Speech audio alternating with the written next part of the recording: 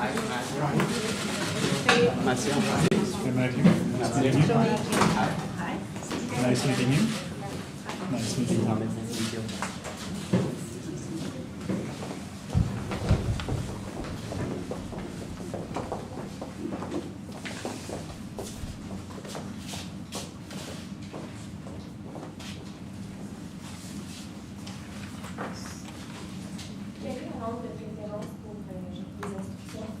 Anglais. And please make sure to not go not too far. Stay here because you're going to cut off the camera. So, hello and welcome to the presentation of the Human Resources Management case.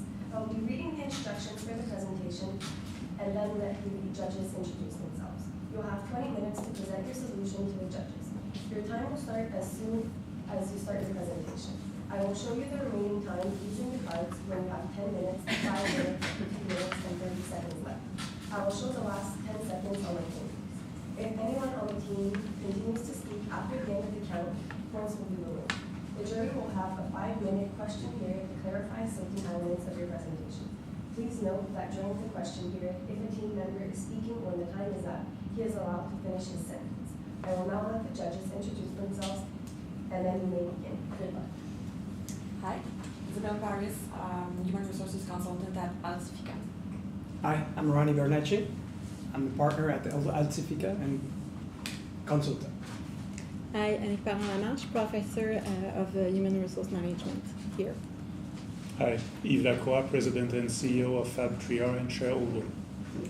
Hi, Chantal Rochette, Director Sales and Technical Services, also partner.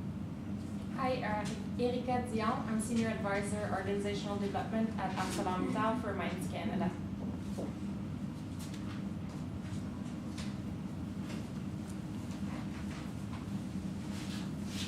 It's not about what you've already done to become a leader within the manufacturing industry, but rather it's about what you can do to keep your title and make sure that you continue your growth.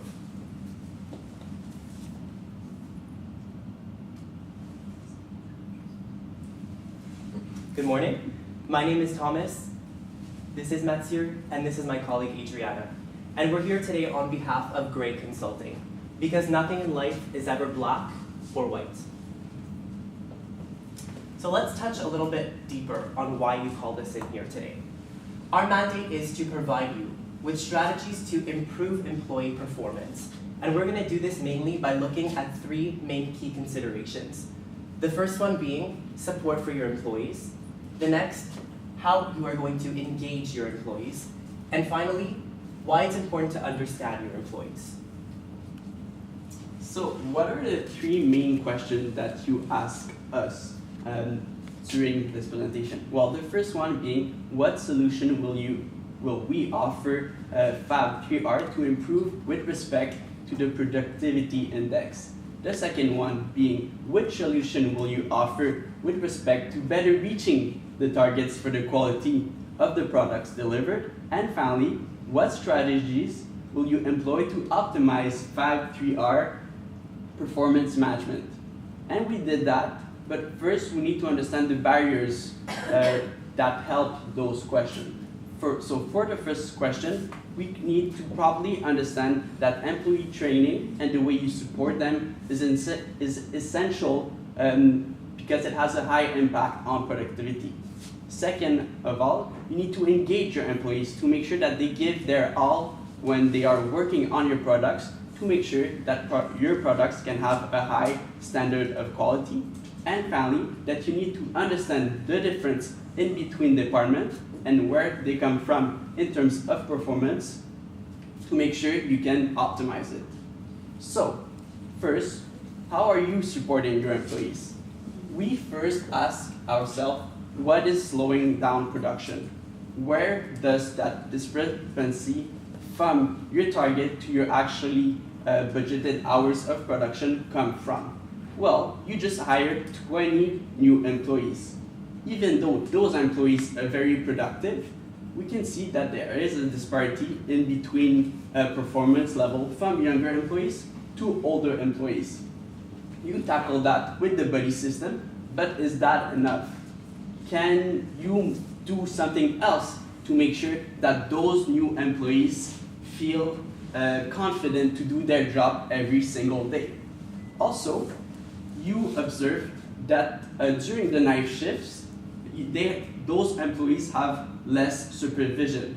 Is that affecting the way those employees are working every single day? Are they giving their all? It's something that we need to monitor.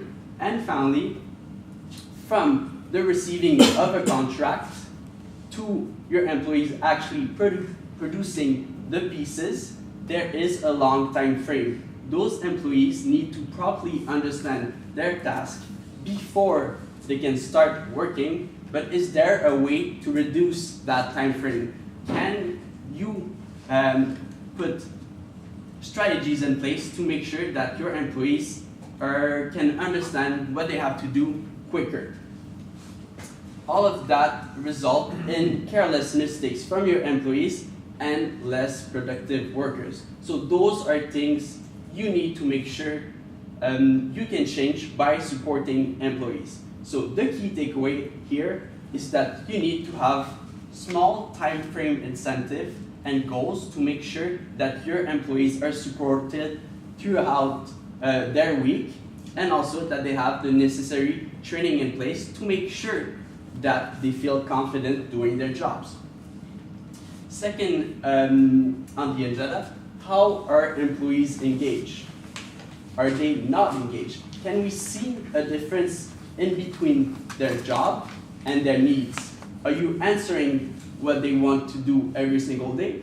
And are you answering their needs? Well, we saw that they have a lot of individual tasks, and those tasks can be repetitive.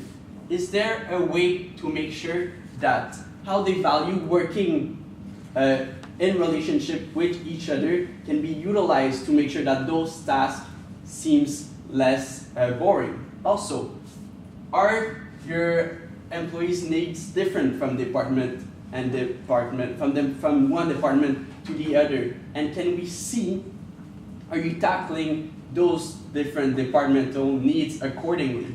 Also, you observe that there is a bit of uncertainty in your job security because of the layoffs that you did last year. Is there a way to make sure that we can tell your employees that they are welcome every single day at their jobs and that they do not need to fear? So the key takeaway here is to really utilize your strong community aspect to make sure you can engage your employees. And finally, we need to understand your employees to make sure that you can have better strategies that target their needs.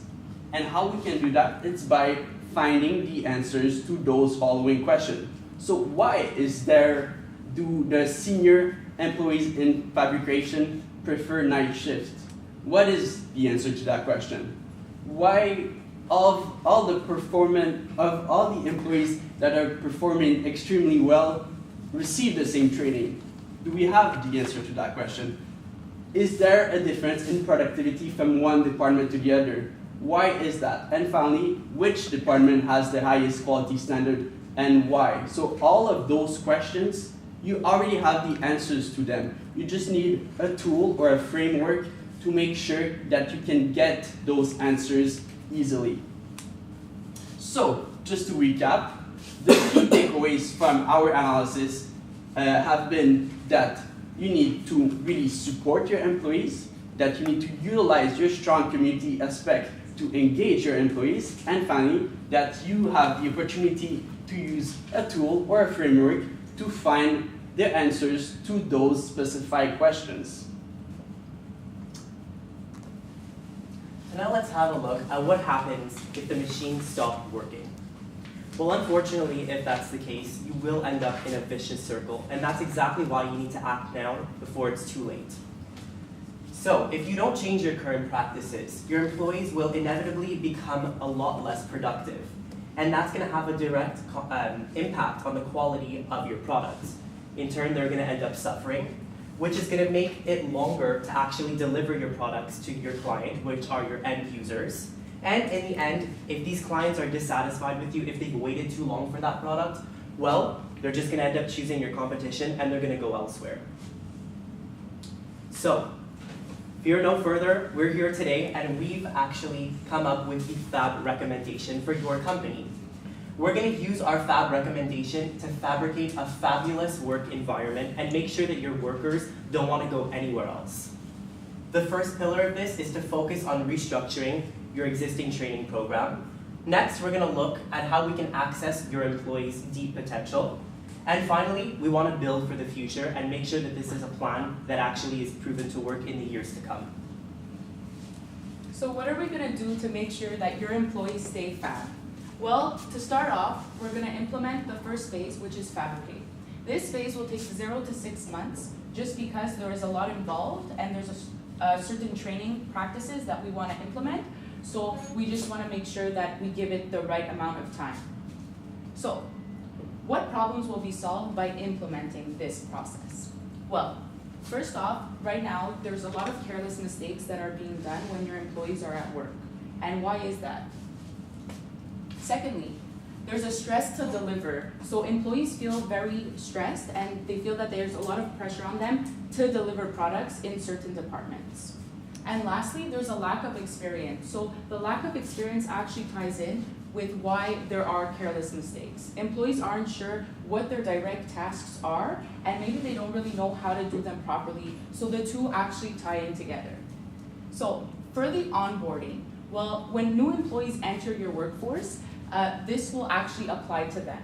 So this will show them the repetitive tasks that are constantly done on every single project. So on projects, if there are certain tasks that are always repeated, this is when you will show them as soon as employees enter your office. So that way, they'll actually know what exactly to do when they see these tasks arise, and they won't have to waste time asking questions because they'll already be taught right when they enter your company. And this will actually take 1 day, which you could do during orientation. So when HR welcomes employees or when they teach the employees a little bit about their culture, you could actually save a portion of that training day for onboarding and to show employees what exactly the tasks that will always repeat themselves. And although you may look at this as, wow, 1 day, well, that's actually super beneficial to your company because in the long run, you won't have to waste time and re-explain this to employees because it'll be the first thing that they're exposed to. Secondly, for project specific. So this will actually happen when you get a specific contract that the tasks kind of differ from what employees are normally used to. So when new contracts are received, you'll meet with employees and you'll actually go over the tasks with them. So luckily for you that once they enter the company, they'll already know the repetitive tasks. But the new tasks, this is when you'll discuss them. So it will actually only take the morning of a workday, or if that's enough time to really explain those tasks. And you'll make employees part of this training. So already these employees are actually working with you. They know what tasks they need to do day to day. So you'll ask them if this is feasible, if this task makes sense to them. You'll make sure that they really understand it in that moment so that you don't have to go backwards and re-explain it on the actual job. And lastly, for yearly training. So this will take place once a year and this will include all employees. And this will really be to go over tasks that may not have been as clear or that you may fear that they have forgotten. And it will also be to go over what's going on in your industry. So if you see or hear of competitive companies doing tasks a different way, or employees want to express that, maybe they find there's a new way to do things, or they think maybe there's a better way to do things, they could actually express this in the meeting, which shows them that you really value their opinion as employees and you really trust the work that they're doing. And at your yearly training is where you'll conduct your stay surveys. So that's where you'll conduct surveys where you'll ask employees, why is it that they chose to stay at FAB? And why is it that they like working there? And what is it that they feel that maybe they could change or that they would like to change in your company? So for the next phase, that will take 2 months. So it'll be from month 6 to month 8. And what will be solved in this phase? Well, right now your employees are actually complaining that they don't feel recognized. So they feel that there's low recognition, they're not really getting the recognition they feel they deserve, and there's a lot of individual work. which is resulting in low productivity, low supervision. The productivity and supervision actually tie together, as well as the recognition and the work. So for the first phase will be goal setting. So this will actually be established by managers, and they'll be able to set goals for the employees below them. So it'll be specific and tangible goals, so that when employees come into work, either in the morning shift or the night shift, they'll actually have specific goals to be achieved throughout that day. The reason why they have to be specific is that they actually have to be doable within their shift, because then that could result in being very demotivating if they're receiving too many tasks and they're not able to complete it within a day. By doing this, you'll actually be able to solve a bit of the problem of low productivity, because employees will be coming into work and they'll know exactly what to do once they enter. For the second phase, recognition. So right now, employees, they feel as though they're not recognized, and we feel that a great way to show employees that you appreciate them and you recognize their hard work would be to promote internally. So if you promote internally, you'll actually be able to avoid the low supervision issue that's at hand, because you could actually promote someone that's in the evening shift that knows the job perfectly. This will show that person that you really value their work and that you really value their presence in your company and that you want them to stay. So once a project is completing, you'll also implement a team bonding activity. So that will include everyone who is on that project and who is in that department. And even if they're in different departments, even better, because you could ensure that everyone in the organization is bonding and communicating. And this is something your employees actually really value. So they really like that they have good relationships with their colleagues. So this would be a great initiative to show them that their work is really appreciated at the end of the day.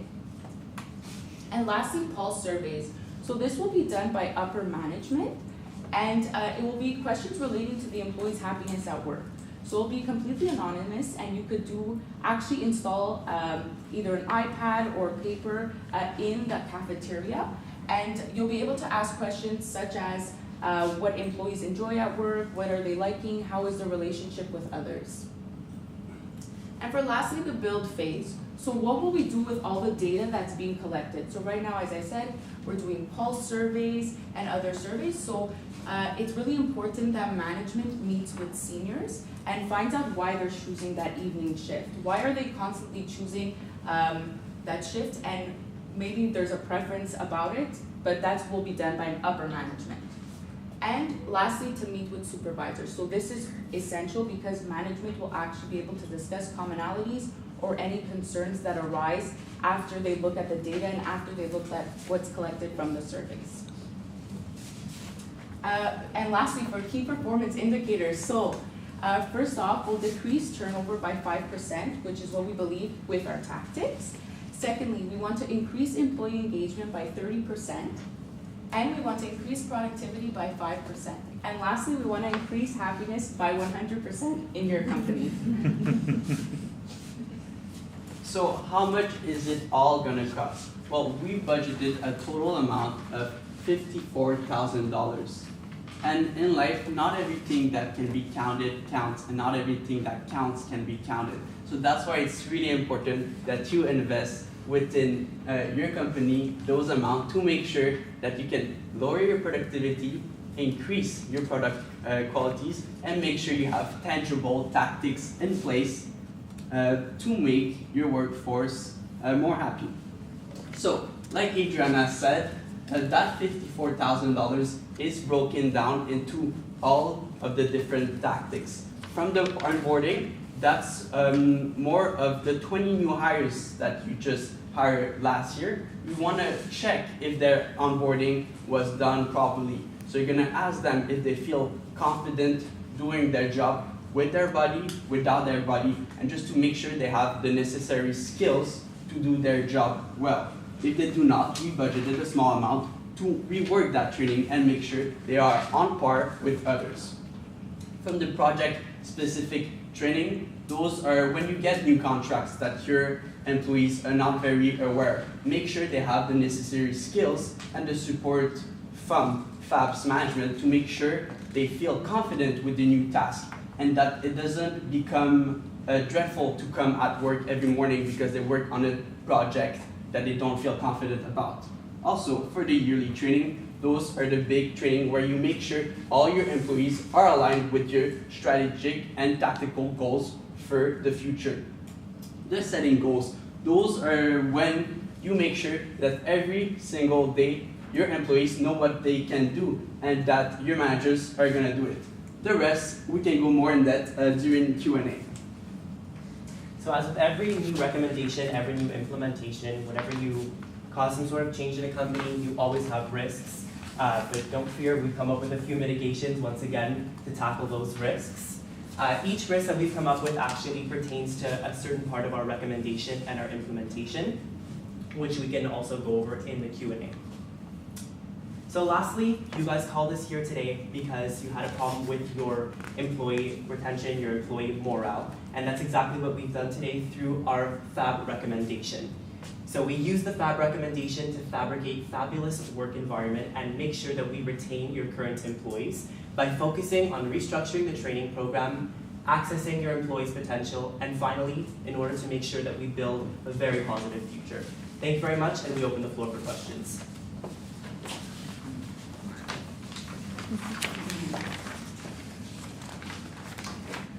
Getting back to your key performance indicator, we are at the question? Okay. Getting back to your key performance indicator, especially about the second one that you put in place, increase employee engagement. What would you suggest? How would you suggest to measure that? So, for example, we know that sometimes your night workers don't follow all of the rules. For example, they don't respect the associated smoking areas. If we see that they are very engaged, it's gonna translate that to them respecting the rules that you put in place for your workforce.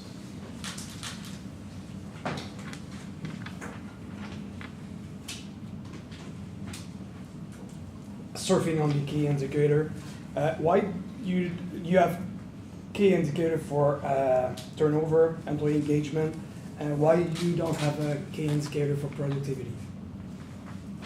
But we're pretty sure that by tackling those two issues that we've already tackled over here, they kind of fold into each other. So if you're making sure that people are being more productive, if they're coming into work, they're more engaged with their work, automatically when you measure one, they kind of all fold into the next.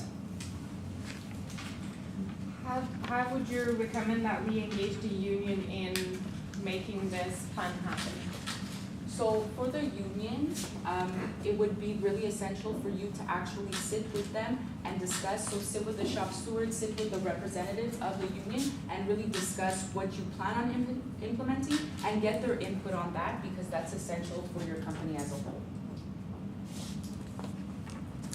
Who will be responsible for the onboarding at the beginning of a new employee's relationship with him? Who would be responsible for showing tasks, all the program? Who would be responsible for that? So actually for the training program, right now you conduct it with a third party, which is great because that's what you want to do. Your managers are very skilled, but they may not be able to translate that information to your employees. So you want to keep it with a third party and make them responsible for really showing the employees what tasks need to be fulfilled. For your managers, you've had them have an active role in setting objectives and communicate them. Do you see or do you foresee any training needs that would be required for them to be able to accomplish that? We believe that they're very well accustomed with what the workers do on a day-to-day basis because they already did that job prior to their work experience. So they're gonna be able to know those insights very well.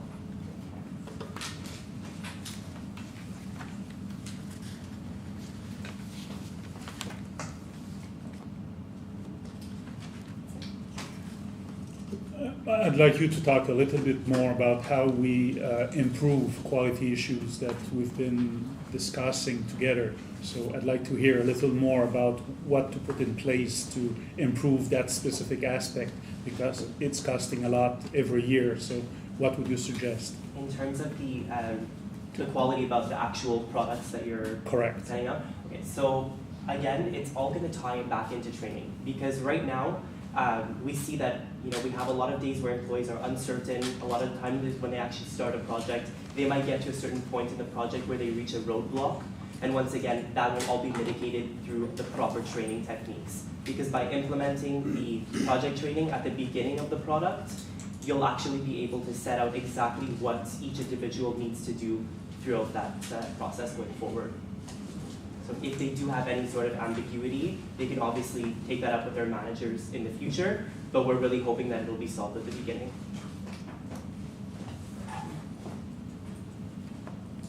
Thank you. Thank you. Thank you.